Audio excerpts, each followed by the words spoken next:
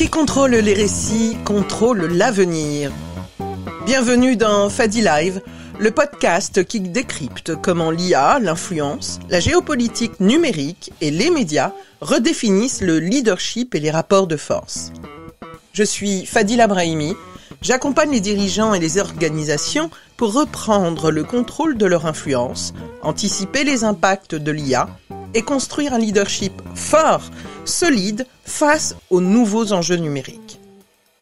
Dans Fadi Live, nous explorons les transformations du pouvoir à l'ère des IA génératives, des algorithmes et de la guerre des récits. Experts, décideurs et citoyens confrontent leurs visions en direct. Et vous, quel rôle jouez-vous dans ce nouveau monde ? Abonnez-vous pour ne manquer aucun débat et rejoignez-nous en live pour partager votre vision.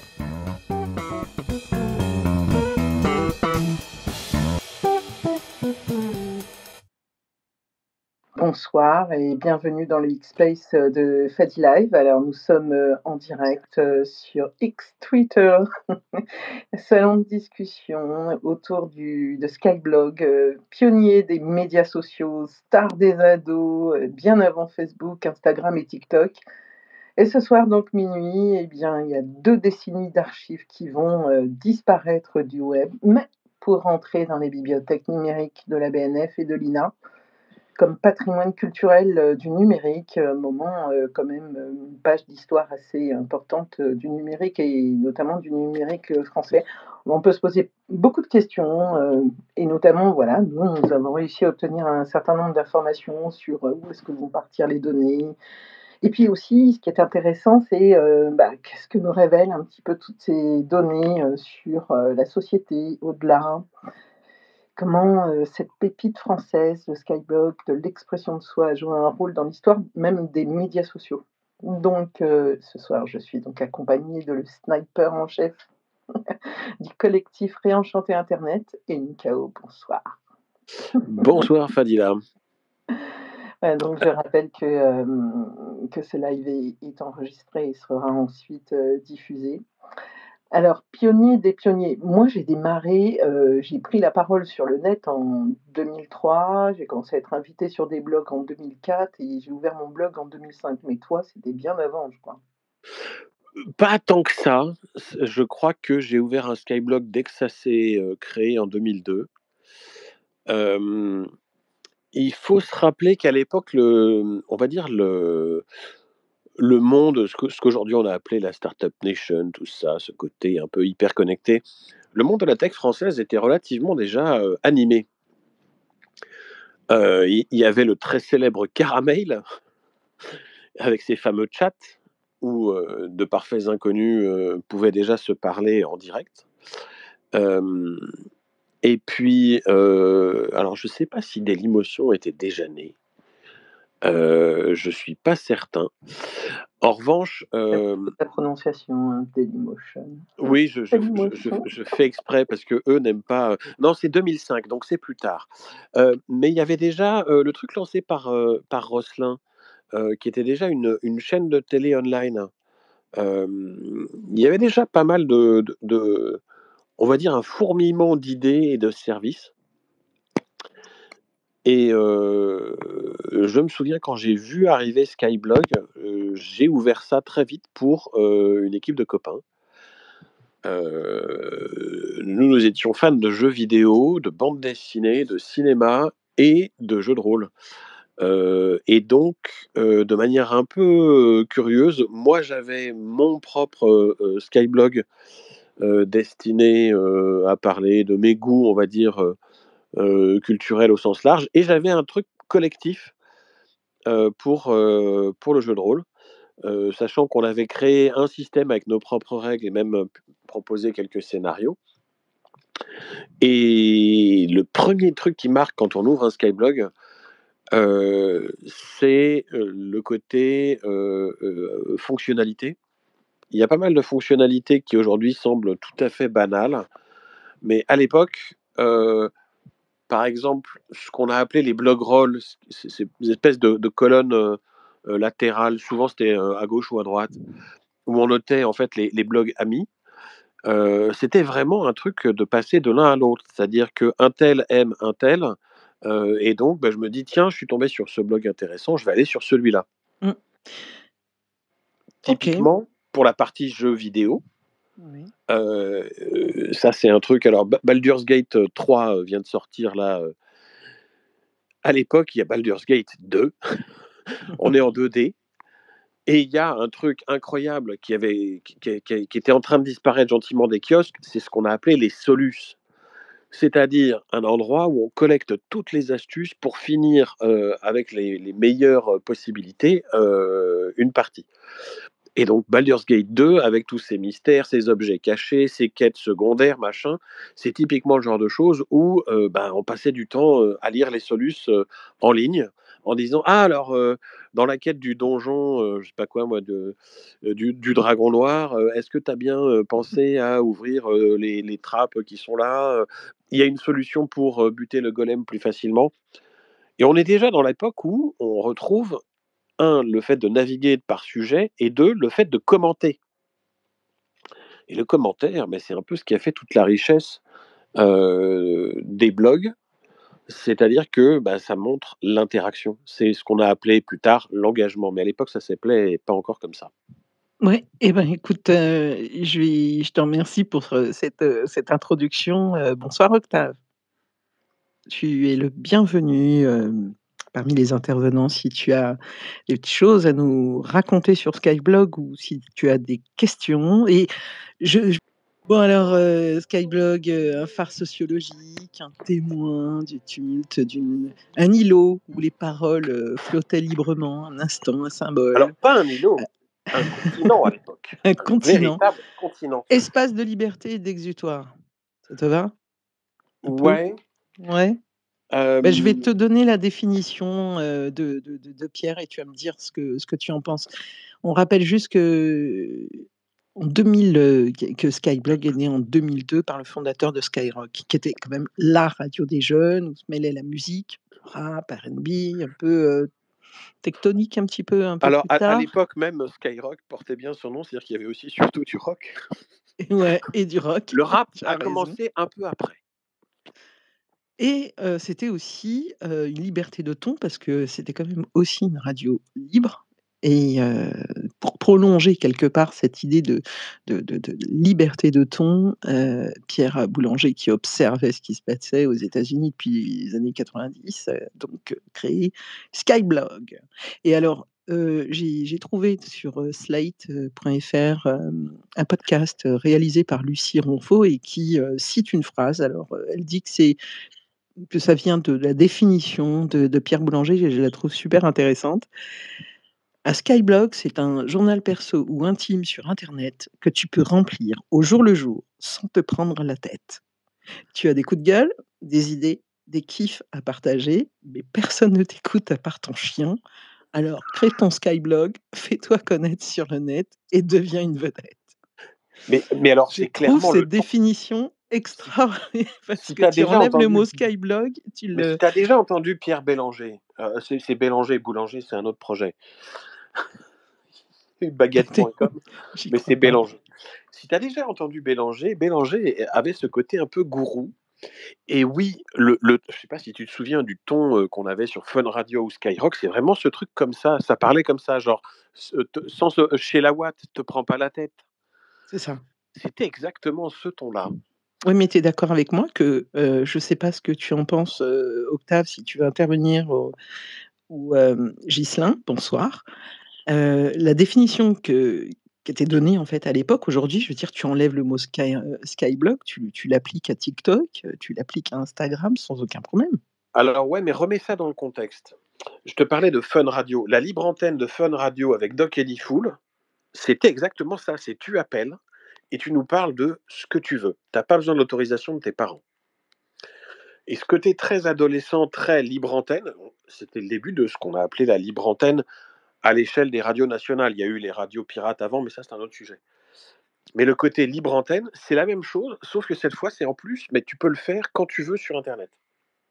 C'est pas tous les soirs de 19h à 21h avec Doc et Diffoul. D'ailleurs, tu remarqueras que Bélanger a été assez malin pour faire venir Diffoul sur Skyrock, qu'il n'a plus quitté depuis 20 ans après. Mmh. Alors, on va pas faire que de raconter le bon vieux temps, bien que ça puisse être intéressant. Ce qui est intéressant, c'est son héritage et puis, et de voir si en quoi ça a changé la manière d'interagir en ligne et de s'exprimer et on pourra voir en fait, justement, est-ce que ça a changé, aujourd'hui sur les autres plateformes? Est-ce que c'est pareil ou pas? Mais l'information importante, du jour, c'est que ce soir à minuit, il y a quand même plus de 10 millions de blogs, c'est énorme quand même, qui vont disparaître. Alors ils vont être effacés, désindexés par Sky, Blog et donc Skyrock, maison maître, maîtresse, mais ils vont être archivés par l'INA, qui est l'Institut national de l'audiovisuel pour une partie et pour une grande partie par, la Bibliothèque nationale de France. Et donc, ça, c'est quand même assez épatant parce que c'est quand même inédit et ça rentre en fait dans leur mission d'intérêt public de ce qu'on appelle le dépôt légal du web. Qui est le mot qui m'a semblé en fait, quand même assez important et c'est la discussion que nous avons eue, tout à l'heure, notamment avec Lina, c'est qu'en fait, tous ces blogs, une grosse partie de ces blogs vont rentrer en fait dans le code, du patrimoine numérique français. Ça, c'est quand même assez épatant. Et avec un rôle reconnu, c'est que, les sociologues vont pouvoir y avoir accès, et les chercheurs. Alors, toi et moi, on pourra plus consulter, les skyblogs de l'époque, mais les chercheurs vont pouvoir y avoir accès et ce qui est assez, étonnant, c'est à quel point ça a été, quand tu disais un îlot, non, un vrai continent. En 2008, moi j'ai retrouvé ça sur le blog de Fred Cavazza, qui est, une des vigies, du monde numérique, les plus évidentes et en 2008, il note qui sont les sites les plus fréquentés par les Français, les sites de réseaux sociaux les plus fréquentés et en premier, un, on a Skyblog et 2, on a Copain d'avant.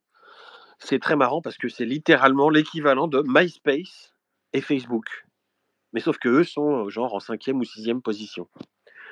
À l'époque, ça représente alors je crois que, à l'INA, ils nous ont indiqué, il y avait, en 2008, il y avait 12 millions de skyblogs.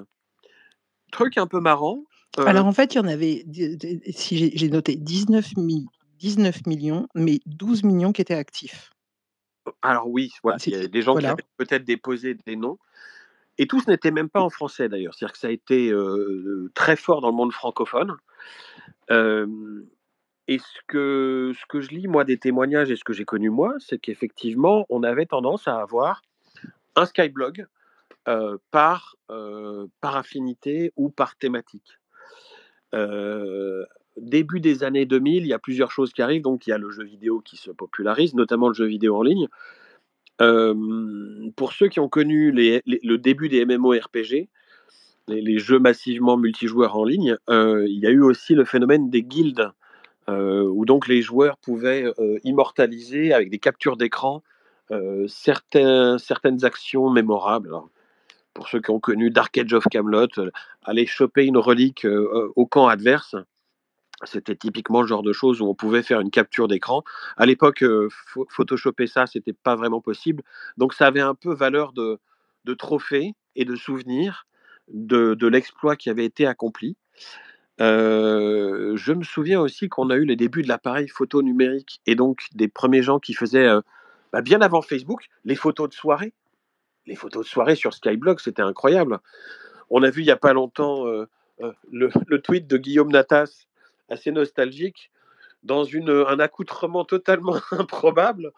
Bon, on reconnaît bien que c'est lui il y a 20 ans, hein, je sais pas ce que tu en penses Fadila, mais voilà, c'est typiquement, la photo gênante telle qu'on l'a connue au début de Facebook, il y en a eu aussi plein sur Skyblog. Beh, je crois qu'une chose majeure, mais d'ailleurs justement je voulais, échanger voir avec toi, en fait, quelle vision tu avais un peu de la typologie des utilisateurs, on va dire, de Skyblog, mais qu'il y avait un élément enfin, il y a au moins 2 éléments, non, allez, tu vois, j'ai mal préparé mon truc, mais 3 éléments majeurs.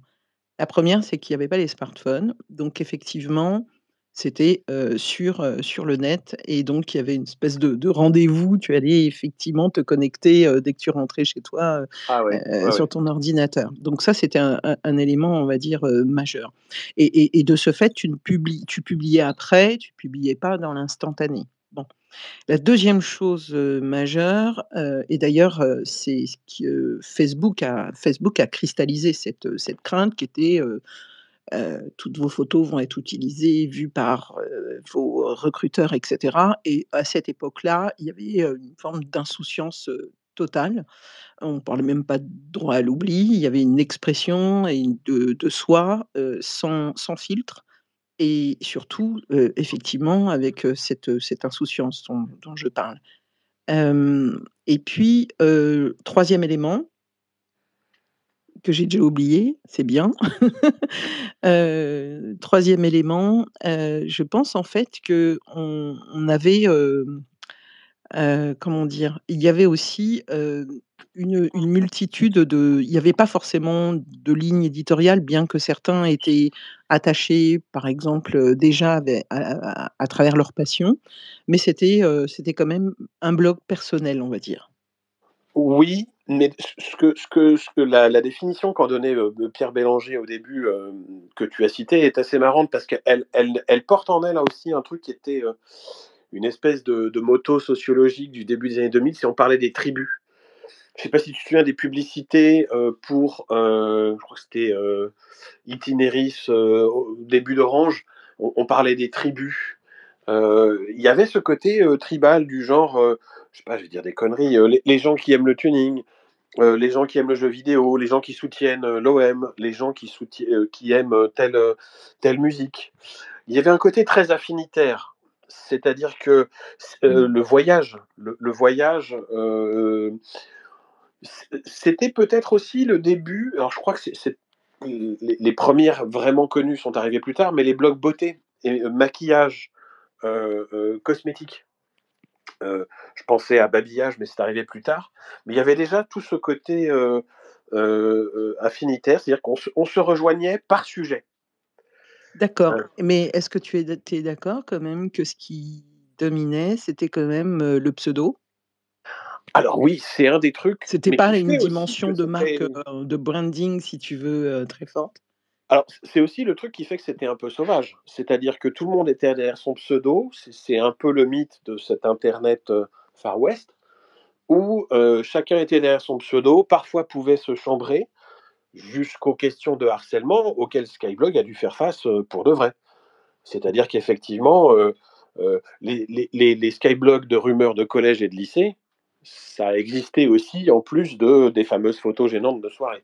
Alors justement, c'est bien ce que tu dis là, parce que dans la rétrospective, hein, de Skyblog, de son histoire et comment, Skyblog a influencé quand même aussi, quelque part les médias sociaux. On a, Skyblog s'est posé des questions sur la modération. Des questions qu'on se pose aujourd'hui d'ailleurs encore, hein. Bah, très tôt en fait. Ce qui est assez marrant, j'ai revu il y a pas longtemps, il y a eu des émeutes en 2005 dans les banlieues et il y a des skyblogueurs qui ont été retrouvés à l'époque par la police parce qu'ils avaient fait des appels, à la violence.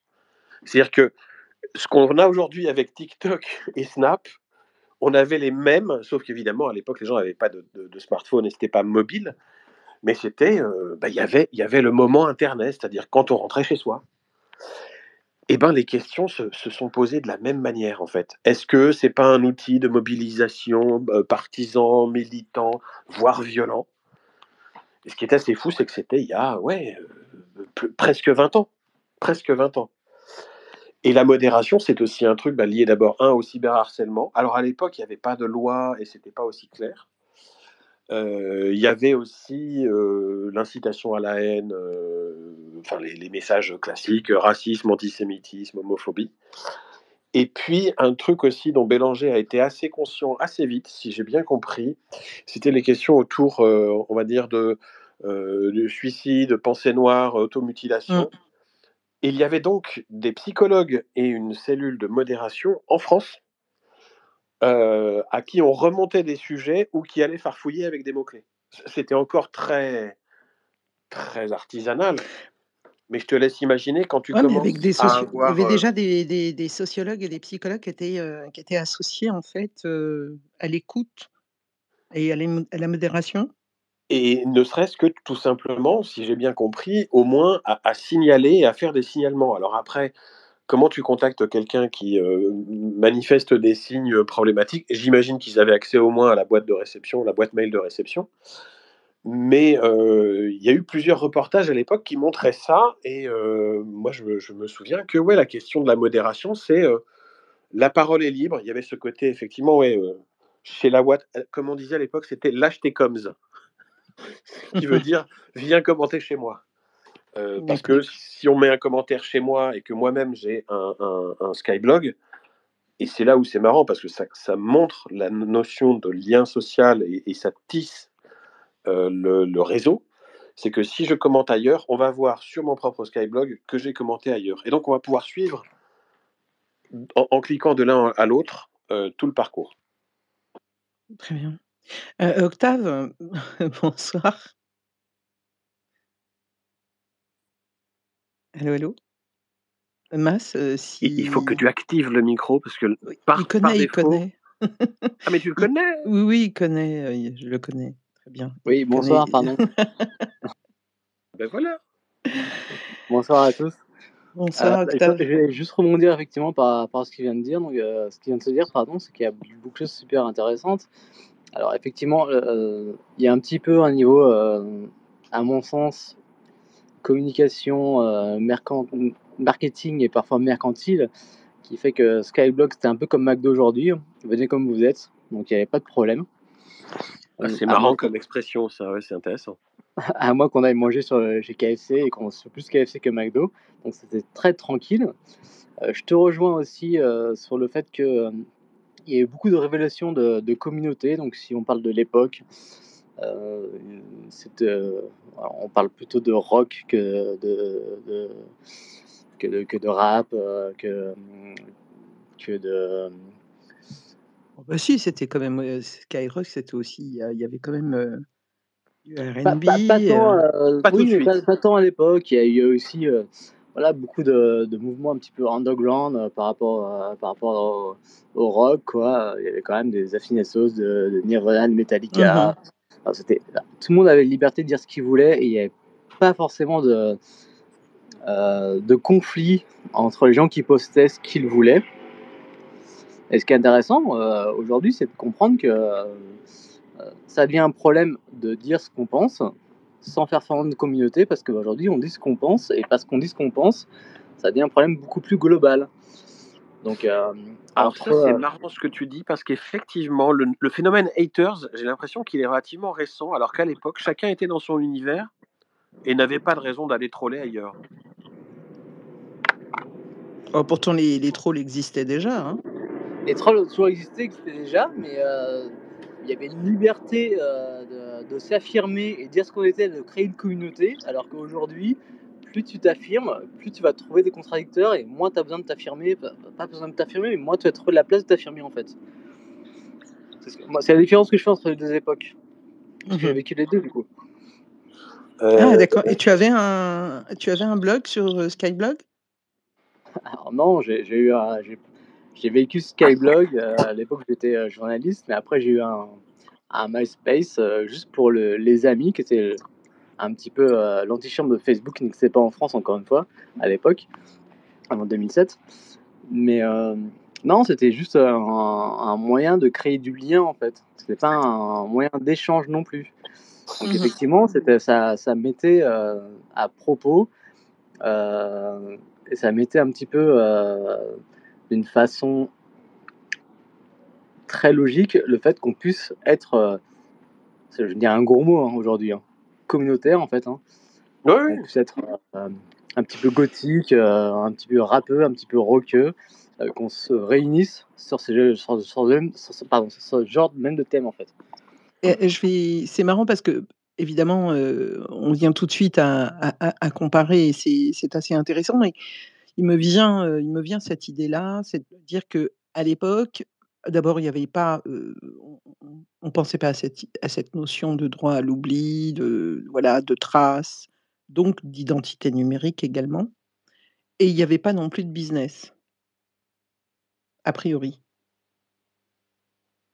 D'autant plus qu'on était, dans un moment où, on pouvait pour la première fois, si on n'existait pas socialement, s'affirmer numériquement.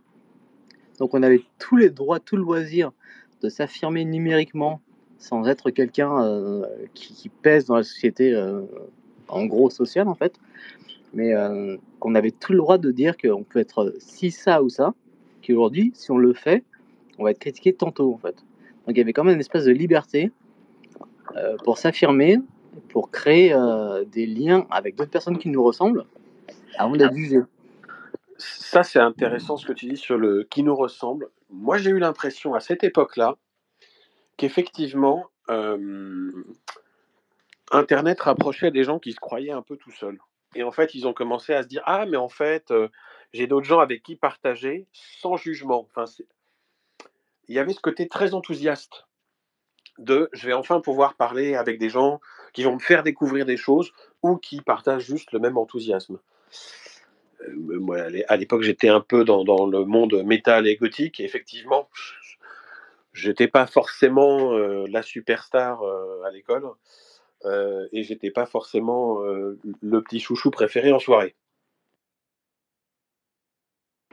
Ah oui, je pense qu'il y avait une case effectivement très psychosociaux sans qu'on s'en tirasse aujourd'hui, qui fait qu'on pouvait être qui on voulait et sans trouver forcément des gens qui nous critiquent. Trouver surtout des gens qui vont rencontrer des gens qui vont dans notre sens en fait. Donc il y avait quand même une sorte d'émulation sociale et psychologique qui apportait beaucoup aux gens. Donc c'est pour ça que je trouve que après, bon, Skyblog ne pourra pas durer jusqu'à jamais en fait, mais c'est très dommageable, c'est très triste cette émission parce que c'est quand même l'origine du lien social 2.0 à mon sens. En France, oui, clairement, ça a Oui, pesé peut-être, très, très oui. lourd. Oui. Et ce qui est marrant, c'est que quand tu mentionnes MySpace, tu es passé de Skyblog à MySpace. Alors moi, j'ai pas eu de Skyblog directement. À l'époque, j'étais journaliste à l'époque sport US. J'étais pas dessus, donc j'étais même pas forcément présent sur MySpace par rapport à ça, mais plus sur des forums vraiment au début des forums 2.0, mais où il y avait. Je me souviens qu'à l'époque, je vais dire n'importe quoi.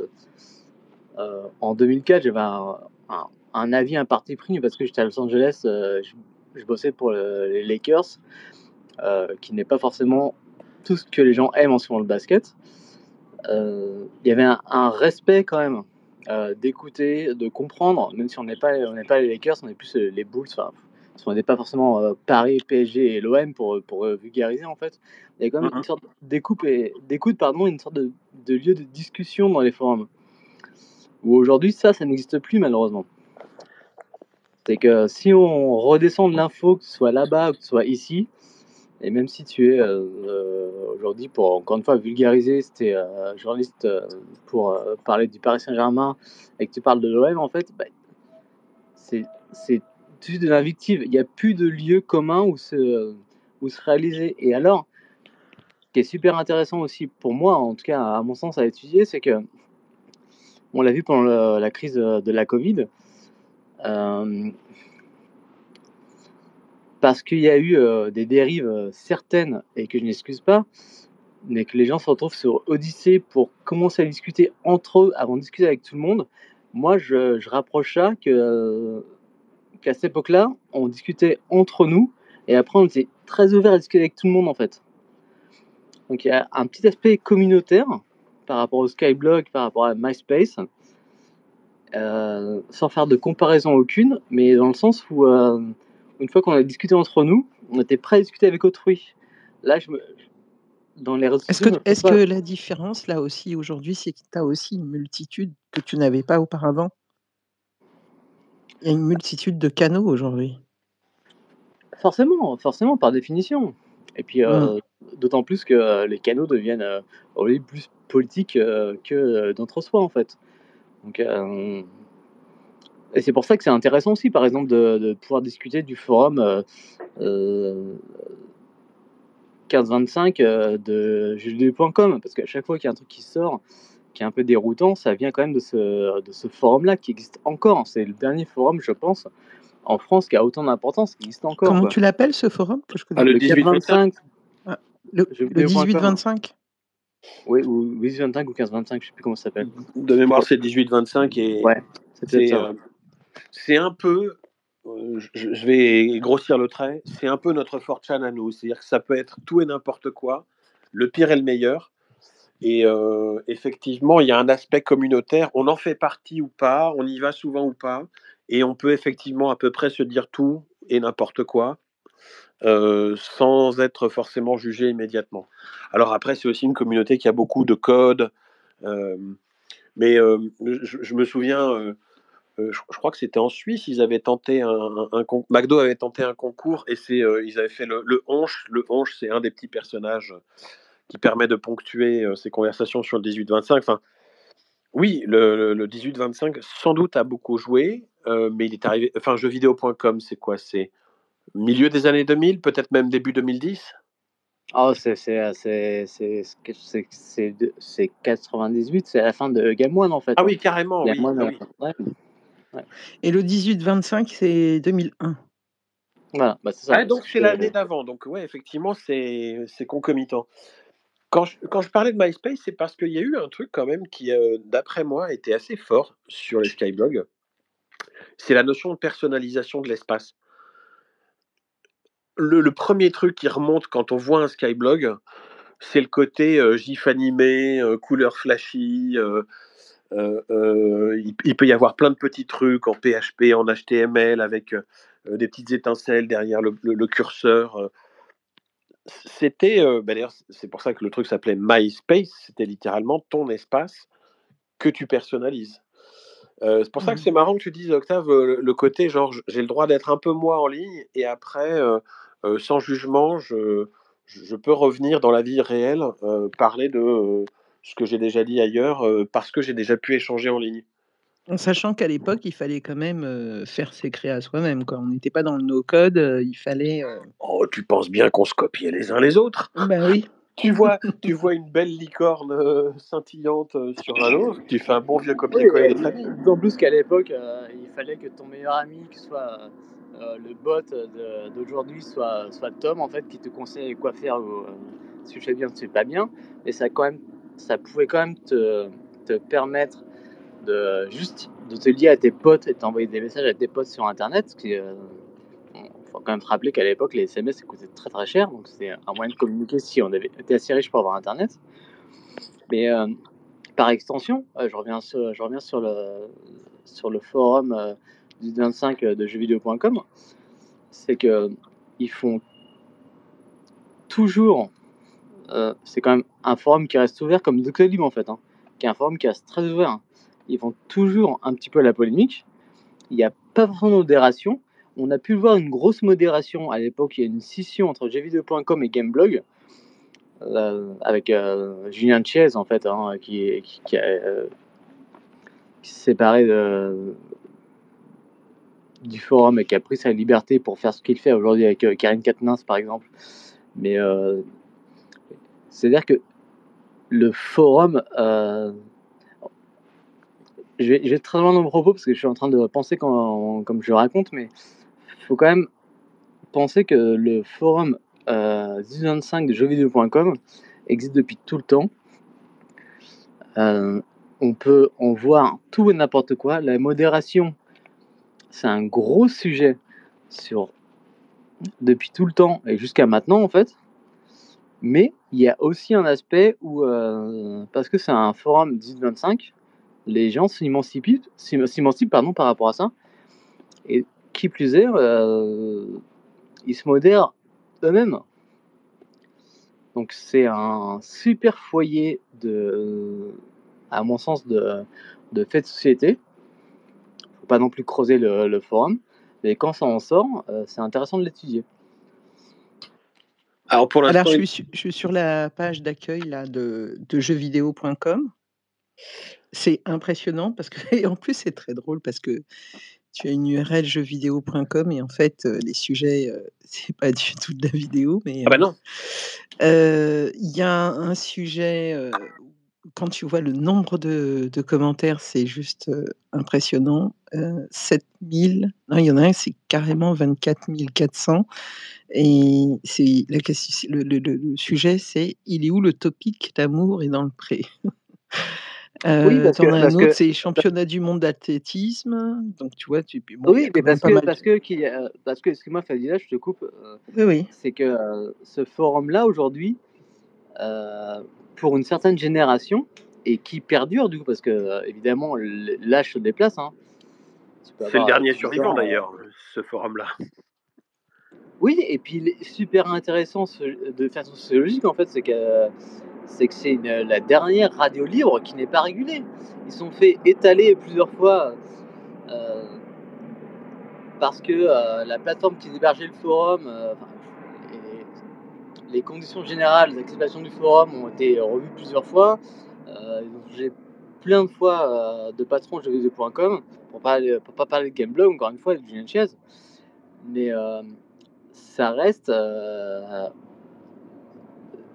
ça reste pour moi le plus grand forum qui existe aujourd'hui de l'espace de liberté où les gamins en fait puissent parler, de ce qu'ils Alors, veulent. c'est un bon exemple, justement. Alors, qu'est-ce qui fait que, Skyblog, aujourd'hui doit fermer ses portes? Alors que ce forum qui a à peu près le même âge, 1 an près, hein, donc Skyblog 18 ans et celui-là donc le jeuxvideo.com 19 ans. Alors il y a le smartphone, parce qu'ils ont c'est vrai qu'ils ont pas fait la migration smartphone. C'est quoi d'autre aussi?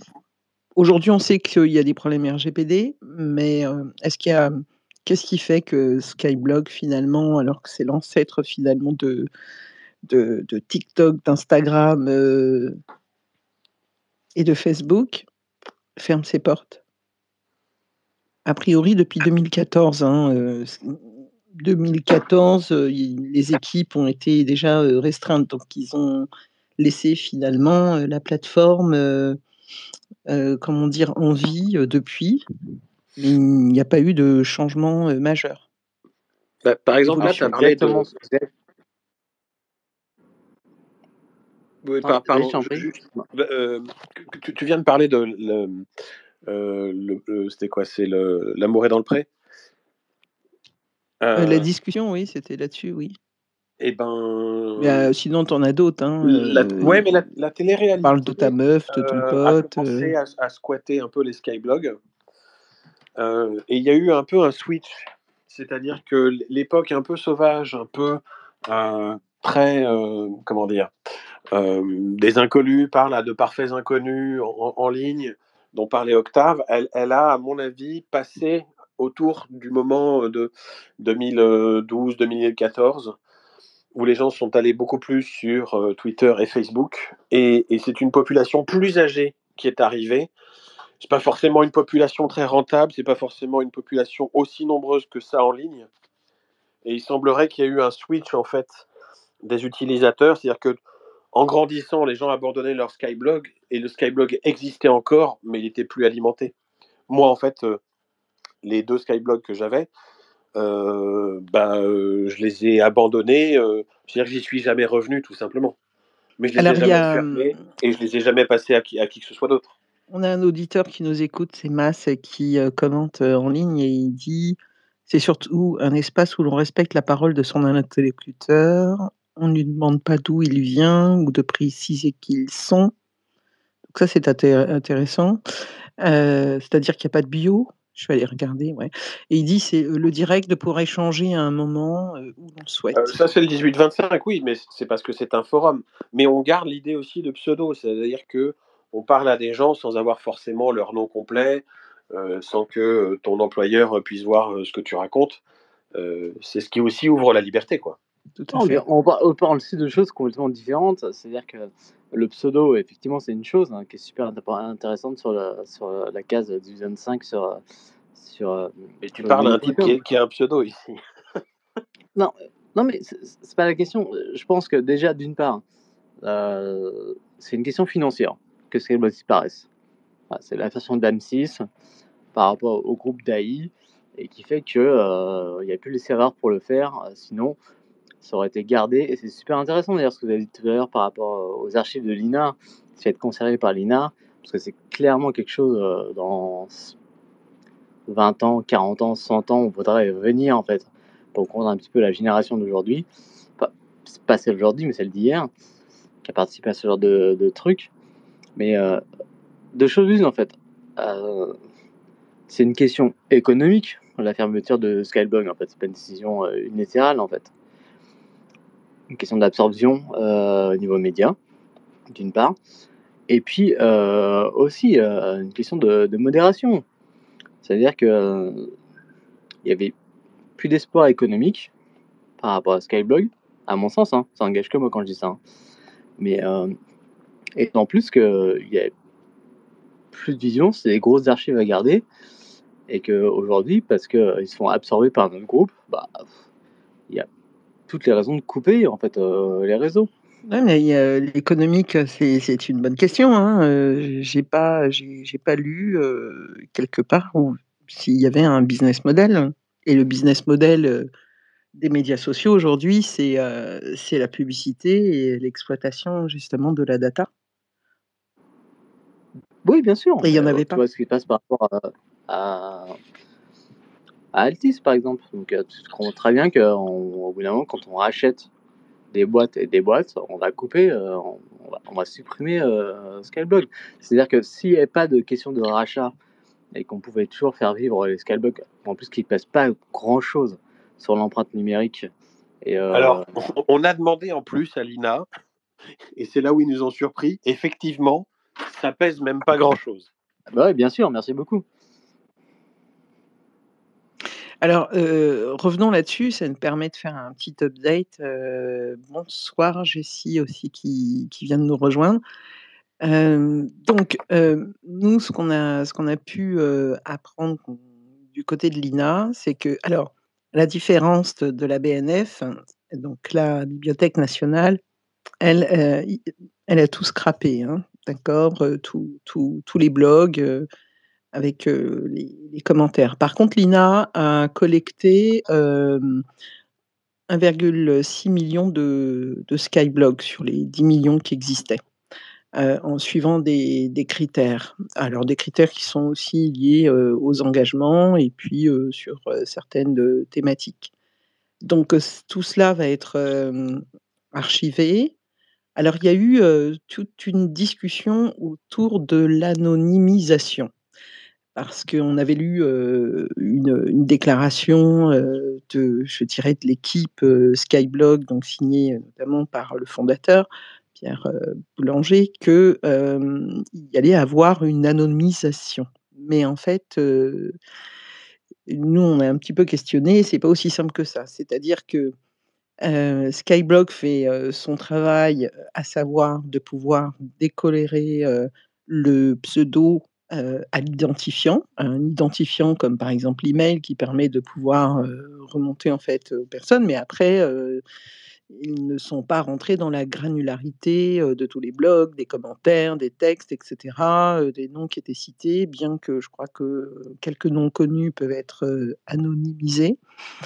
Et donc transmis directement, donc à l'INA. En sachant que donc tout cela fait partie maintenant du patrimoine audiovisuel numérique, français, en tant que communication en ligne et ne seront, donc toujours consultables mais pas par tout le monde. Consultables uniquement, par des chercheurs, qui auront besoin de faire des analyses, éventuellement, sociologiques mais juste, pour de la consultation et pas d'exportation. En revanche, les internautes qui souhaitent, contacter, l'INA ou la BNF parce qu'ils ont besoin de récupérer leur blog ou autre, il y aurait des possibilités, de le faire en les contactant directement, évidemment. Voilà donc cet archivage, c'est uniquement à but de recherche, scientifique, d'analyse, sociologique. Et ce Est-ce qui est que marrant, c'est que la BNF va tout collecter, c'est-à-dire les photos aussi, alors que l'INA pourra pas. Et c'est vrai qu'avec Fadila, on s'est demandé, mais pourquoi l'INA? Ils nous ont dit, mais parce que Skyrock, Skyblog. Et donc, effectivement, c'est rattaché à une radio.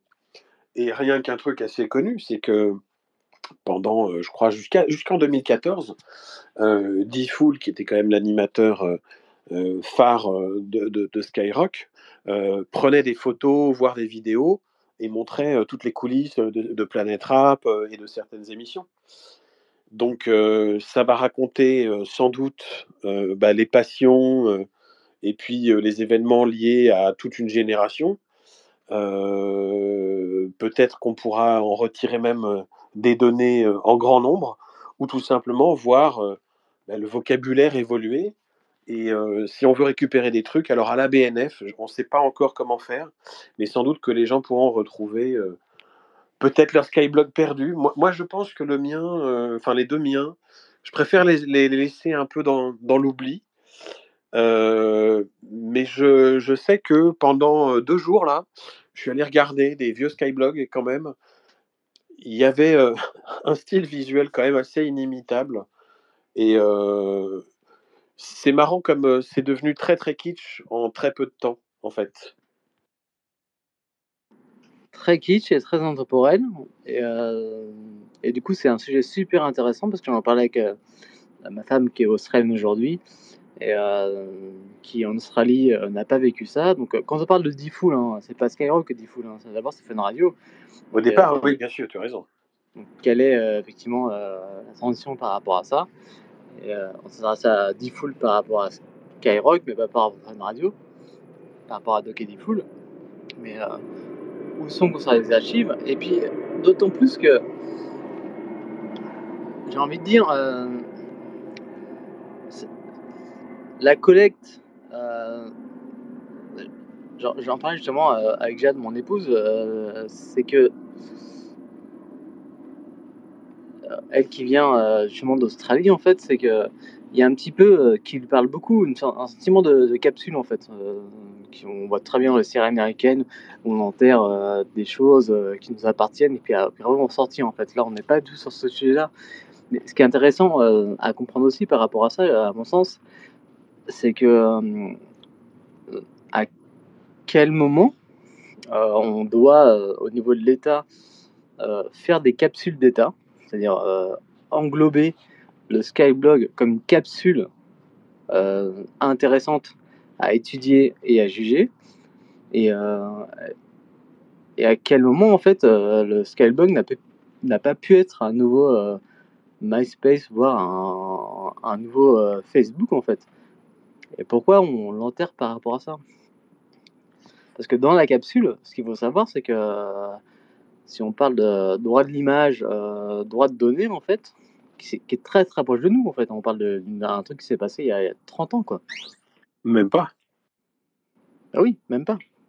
C'est 20 ans le début, hein. Justement, 30 ans, je prends large, en fait, mais à quel moment, finalement, on fait ça, on en fait une capsule, et finalement, pardon, on rend pas Skyrock, qui était, je sais plus à qui appartenait Skyrock à l'époque. C'était pas M6, c'était. Bélanger l'a possédé en propre pendant un temps. Non, à quel moment on rend responsable, on rend responsable les personnes au titre de nos données, en fait. Donc on se pose toujours un petit peu la même question. C'est-à-dire qu'au niveau des réseaux sociaux et de droit à l'image, etc., machin, on se tourne toujours un petit peu en rond. C'est-à-dire que quand ça se passe bien. Skybox s'est très bien passé, personne ne s'est posé la question. Mais là, j'ai vu aujourd'hui, par exemple, dans la presse écrite, parce que moi je suis très presse écrite, je suis pas forcément presse autre chose, quoi, mais des images utilisées, parce qu'on parle justement de la fin du Skyblog, sans masquer, dans la presse écrite aujourd'hui, sans masquer les gens, en disant, ben voilà, juste parce qu'on parle de la fin du Skyblog, on montre des gens qui potentiellement aujourd'hui ont 40, 50 balais à visage découvert. Et du coup, il y a une super impunité par rapport à ça. C'est pas de l'archive, c'est pas des. Parce qu'on sait très bien que quand on écrit un article, on va chercher si on appartient à une boîte, c'est pas forcément si on est indépendant. Hein. On va chercher un petit peu dans la base de données. Et là, j'ai vu des choses ressortir. Bah oui, mais la petite Amandine là, qui a fait son petit rap de merde sur le CFA, tout le monde s'est foutu de sa gueule pendant des années. Bah, elle a aussi le droit à l'oubli, en fait. Donc ces questions-là se posaient déjà à l'époque, Ça se posait pas à Mais, l'époque, mais ça se pose en plus aujourd'hui. mais c'est marrant parce qu'effectivement, on a montré les visuels et on n'a pas demandé l'autorisation aux gens qui avaient le Skyblock en question. Complètement. J'ai fait une petite incise là parce que vous posiez des questions de savoir à qui appartenait. De sa création, Skyrock jusqu'en 2011, donc c'était détenu par Pierre Bélanger. Et puis il est démis de ses fonctions, donc il rejoint le conseil d'administration et donc l'actionnaire principal c'est AXA Private Equity, donc renommé Ardian. Et en 2011, excusez-moi, 2011, et ensuite en fait en 2000, toujours en 2011, il reprend les rênes, il rachète les parts. Ça a l'air d'être un un petit méli-mélo. J'ai pas le temps de faire revoir, tout l'historique, mais aujourd'hui, il y a les fonds agricoles, du Crédit Agricole et Pierre Bélanger. C'est les 2. Oui, mais à l'époque, en fait. C'est-à-dire qu'aujourd'hui, si je trace pas le trait jusqu'à aujourd'hui, il y a plein de chances que Skyrock soit filiale M6 en fait. Et donc c'est Dai. C'est Dry, ouais. Après, il y a un autre truc aussi, c'est est-ce que finalement l'hébergement, même si c'est pas très très lourd, si j'ai bien compris, l'INA nous disent que eux, ce qu'ils ont pris, c'est quelques terras. Est-ce que ça commence pas à peser beaucoup plus lourd que l'affichage publicitaire qui lui est quasi nul aujourd'hui en fait? C'est-à-dire que il y a plus de revenus, Je il y a suis des coûts. désolée, mais mai 2021, Pierre Bélanger obtient le contrôle total de Skyrock. Le Crédit Agricole a décidé de revendre ses parts. Mais parce que lui, il a toujours voulu faire à sa manière, mais Voilà.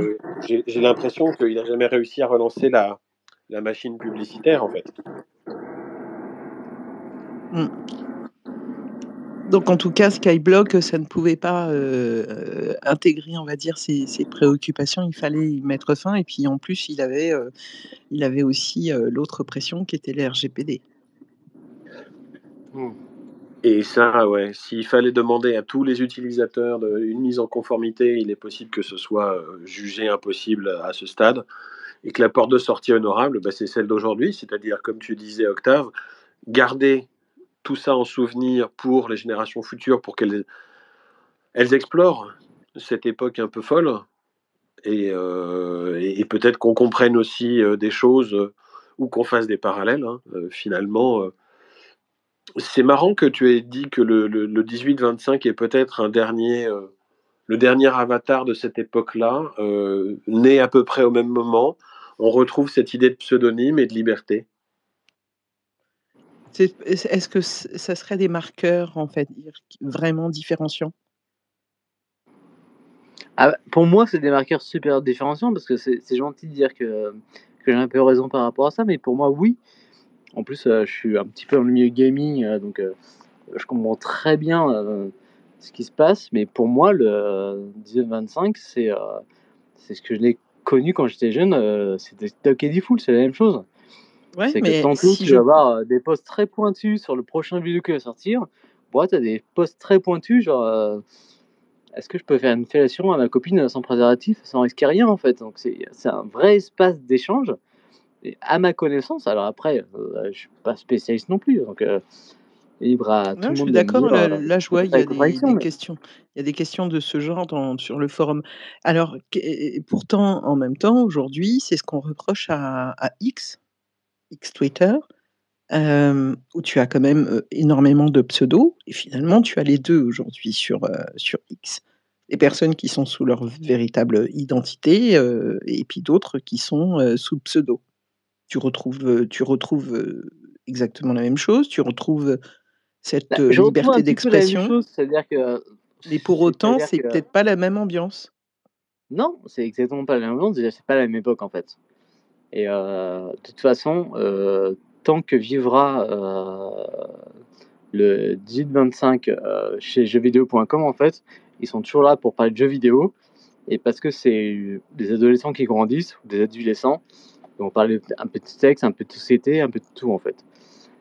Ce que je veux dire, c'est que. Tu veux dire que ce forum-là, lui, ce qui domine, c'est le jeu vidéo, Donc dans le jeu vidéo, et les autres, questions, débats, effectivement, on retrouve un petit peu ce qu'on pouvait retrouver, dans les skyblogs, c'est-à-dire, une expression, personnelle, de son intimité, des Ouais, questions ouais, d'adolescents. ouais, clairement. Et puis en plus, voilà, pour faire partie un petit peu, alors, grossièrement, partie de ce milieu-là, en fait, je vois très bien que, c'est un forum très bienveillant qui dérape tout le temps, donc on en parle tout le temps par, dérapage, mais il y a une sorte de modération, sociale, en fait, où, quand quelqu'un dérape, il y a quand même des petits alors, les modérateurs aujourd'hui sur les réseaux sociaux qui font des vrais travails, qui sont payés 1 500 € par mois, sur TikTok pour modérer des gens comme Inoxtag ou Poupette Kenza, ça machin, c'est des vrais métiers en fait. Mais là, il y a sur des gens qui sont pas modérés, enfin qui sont pas forcément payés, pardon, il y a de la modération à petite échelle, donc on peut pas dire n'importe quoi. Ça dérape souvent, mais c'est souvent recentré, et c'est une sorte d'énergie d'adolescence, qui a beaucoup de questions, et pour moi, c'est un petit peu la dernière Halo libre aujourd'hui pour moi. OK. Moi, ce que j'aimerais, enfin, un petit peu résumer, hein, quelque part, en fait, quels sont les marqueurs, on va dire, quelque part, de Skyblog, et ce qui peut-être, permet de voir aussi, la différence avec ce qu'on peut voir, dans les médias sociaux un peu plus actuels. Donc on a finalement, parlé davantage de peut-être de pseudonymat, de communautés, peut-être aussi d'intérêt? Vous me dites, hein, si je me trompe, hein? Ça, oui, oui, oui. Parce qu'il y avait aussi cette pratique, c'est vrai qu'il y avait cette pratique de la blogroll, que tu n'as pas en fait aujourd'hui sur, les autres médias sociaux. Tu l'as que sur les blogs, cette idée de blogroll, c'est-à-dire quand tu arrives sur le blog de quelqu'un, il t'indique, généralement, il te recommande, on va dire, des blogs amis. Donc, c'est ce qui finalement permet de se recommander, entre soi, entre personnes qui partagent des centres d'intérêt, et aujourd'hui, tu n'as plus ça. Bah, sur Twitter X, tu peux avoir les listes publiques, par exemple, tu vois? Ouais, quasiment personne les consulte, Personne ne les consulte. et puis c'est pas vraiment de la recommandation, c'est plus de la veille. C'est pas c'est la notion de blogroll, c'était quand même, je vous présente la liste de mes amis, quoi, finalement, ceux avec qui j'échange le plus souvent. Mais, le truc d'un forum, tu vois, qui est pas nativement mobile, le truc des skyblogs qui ne sont pas nativement mobiles, c'était aussi le fait que, effectivement, quand tu te connectais pour aller, voir les messages, commenter ici, lire là, tu étais dans un temps relativement long, en fait. Tu étais pas dans le, je scrolle 3 trucs, je mets 2 likes et je mets un commentaire, viteuf. Donc c'était peut-être aussi, Mais quand ça, ça parle c'est de on l'a pas dit ça encore, ça, cette notion de temps long. On l'a un petit peu dit avec cette notion de rendez-vous. mais moi j'ai souvenir qu'effectivement, d'abord, il y a on avait faim de pouvoir retrouver de la connexion pour aller voir un peu tout ça, mais quand on avait de la connexion, on prenait du temps et on en profitait. Alors, Alors, C'était, pas entre 2. par rapport à ça, excusez-moi, si on veut parler, de D-Labs, par exemple, aujourd'hui, qui est une application qui flaire les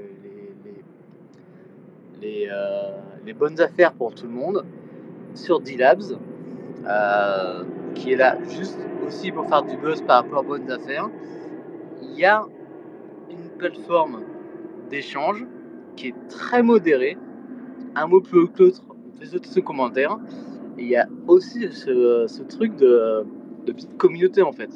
Donc il y a quand même, je parle de D-Labs, mais c'est un exemple, c'est pas un grand exemple en fait. Je pense véritablement que plus maintenant, ce qui se passe au niveau des réseaux sociaux, en fait, j'imagine très bien que tout le monde a son petit réseau qui est très bien modéré sans forcément intervenir.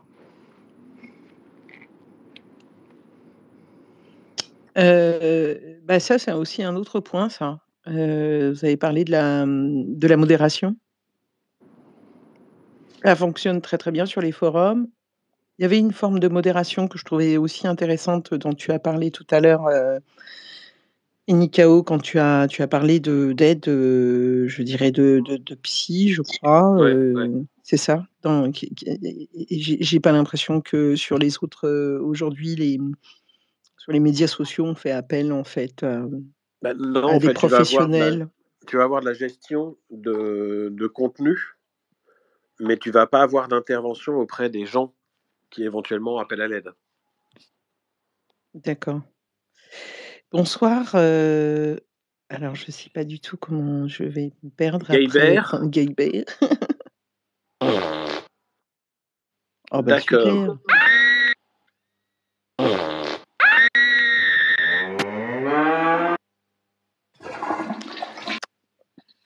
Voilà, il nous a fait un petit peu de musique, c'était bien. Hem, j'ai noté aussi, un autre point, c'était que vous parliez qu'il y avait moins de haters. Et j'ai envie de vous a j'ai envie de parler aussi d'autre chose, c'est que ce soit sur le forum, hein, ou on va dire des skyblogs, on pouvait montrer sa fragilité et j'ai l'impression qu'aujourd'hui on montre, davantage, qu'on est beau, qu'on est belle, qu'on a une belle vie, qu'on a des belles affaires, qu'on a des belles pensées, qu'on a des belles analyses, mais pas forcément de la fragilité. Je me Je trompe? sais pas si c'est ça. Mon impression, c'était que bon, alors déjà les photos à l'époque étaient assez approximatives et on les prenait mal.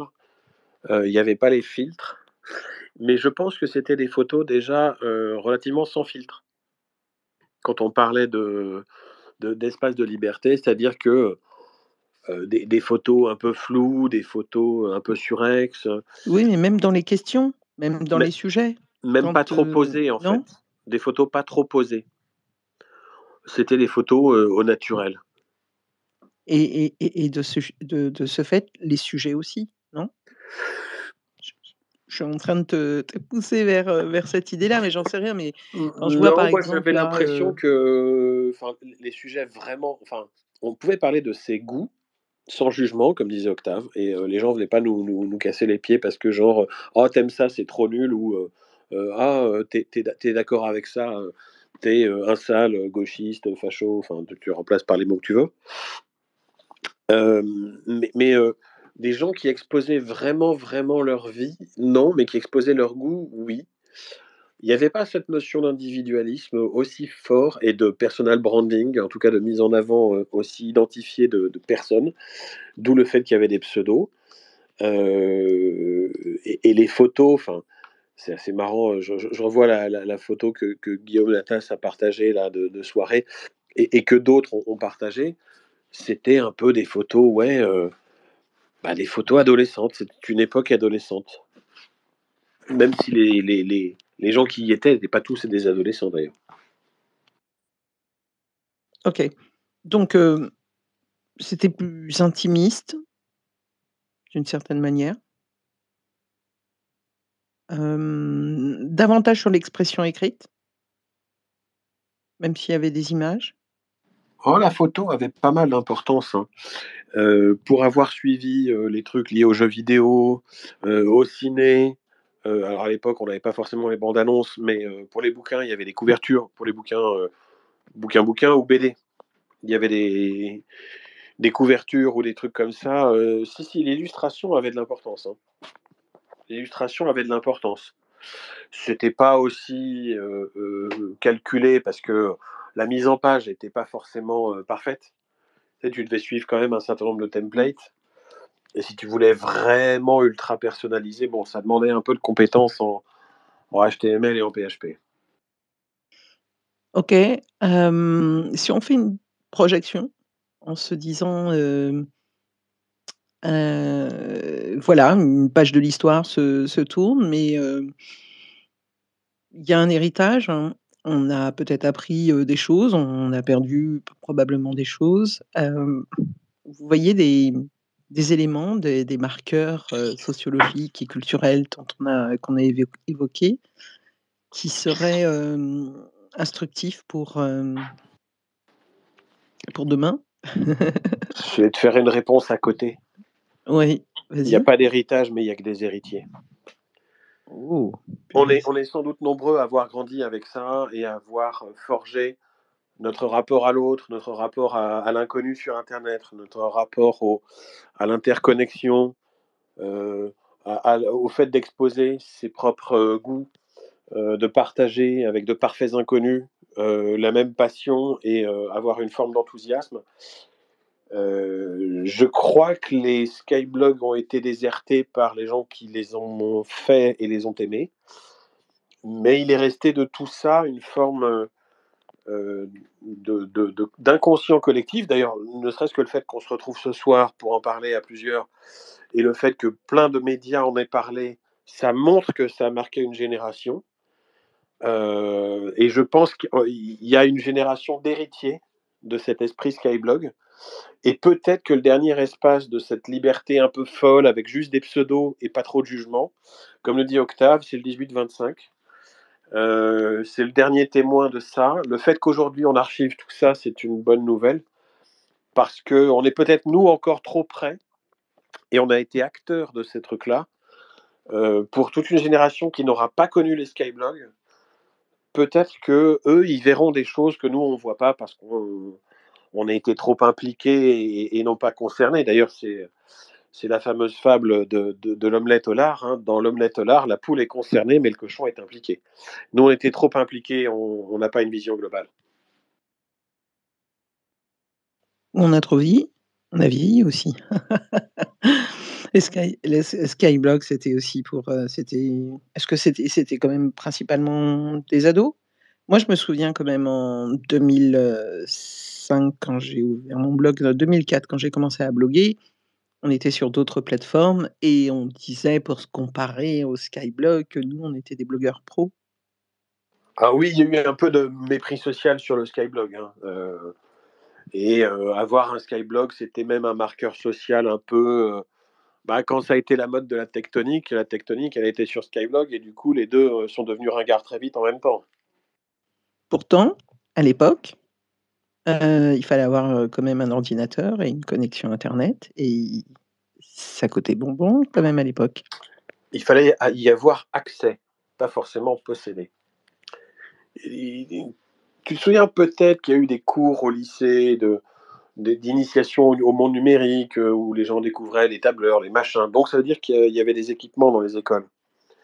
Et moi, je sais qu'il y a pas mal de collègues que j'ai connus qui disaient ouais, ouais, mais nous, on ouvrait un Skyblog et on avait accès lors de la pause du midi, lors des récréations, on pouvait avoir accès à un ordinateur. Donc, y avoir accès, c'est plus facile que d'en posséder un.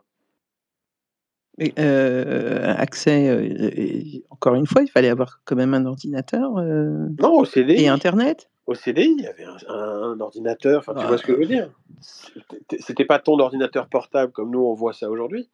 À l'époque, c'était Justement, l'ordinateur justement, si je peux me fixe. permettre, en fait, déjà par rapport à ça, personne n'est égal par rapport à la loi ou quelqu'un a fait ses études, en fait. Donc, l'ordinateur au CDI, c'est pas forcément la même chose en Île-de-France, dans les Bouches-du-Rhône ou voire en Loire, en fait, c'est pas la question. Mais déjà, c'est une question super inégalitaire.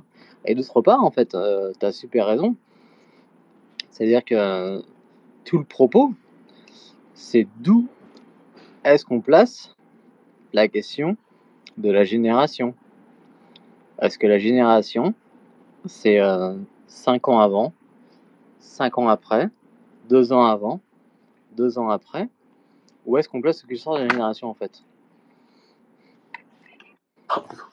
En sociologie, une cohorte, c'est, je crois, c'est 20 ou 25 ans. Sociologie, Des pourquoi gens, pas en fait, mais en tant des gens qui ont qu'individu. connu des trucs, mais clairement, une plateforme comme ça, qui a vécu 20 ans, on va dire que c'est au moins une génération, si ce n'est deux. On va situer Non, mais simplement. si on 2009, table pour ça, je suis super d'accord en fait, il n'y a pas de problème. Si on table sur. Maintenant, mais on non, mais parle de Skyblog. t'as deux façons de couper la timeline. 2009, c'est l'arrivée des smartphones et du mobile. Et donc, on pourrait dire qu'il y a eu un avant l'Internet mobile, après l'Internet mobile. Ou comme disait Fadila, il y a eu 2014 où vraiment on a senti qu'ils atteignaient le début de la chute. Et donc, il y a peut-être avant 2014, après 2014. Et donc, il y a au moins 2 générations, je pense. Il y a au moins 2 ou 3 ou 4 en fait, tout dépend, ce qu'il a vécu, comment il l'a vécu en fait, hein. Je pense qu'à Caen, une génération Ouais, parisienne, c'est 2 mais générations.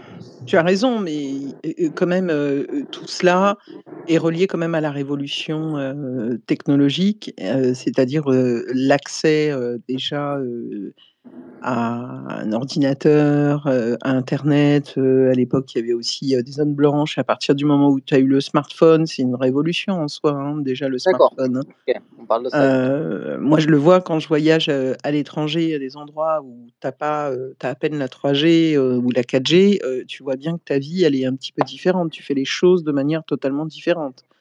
Uploader, une image, si tu veux, sur un média social, il te faut quand même du flux, quoi, hein? Oui, non, bien sûr, mais c'est ça aussi qui est super intéressant à comprendre, c'est que, qu'on soit, parisien, marseillais ou lyonnais en France, en fait, on parle pas forcément de la même génération numérique et c'est quand on parle de l'avènement de Ouais, la ouais. 3G, de la 4G et de la 5G, on n'est pas forcément non plus logé à la même enseigne, même si on a la révolution numérique qui fait qu'on doit être soumis à ça.